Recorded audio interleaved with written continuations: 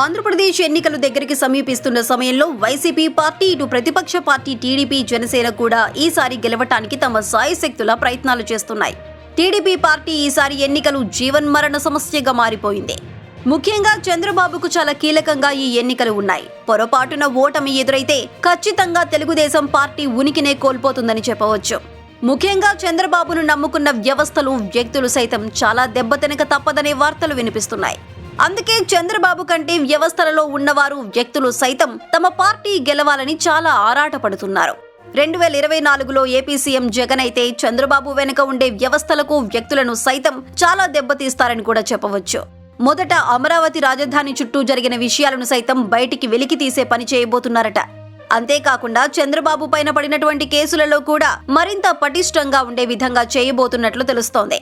AP CM Jagan ఎక్కువగా ప్రజల సంక్షేమం వైపుగానే అడుగులు వేస్తూ ఉంటే, చంద్రబాబు మాత్రం ఎక్కువగా బిజినెస్, వ్యాపారాలు చేసే వారిపైనే దృష్టి పెట్టేవారు.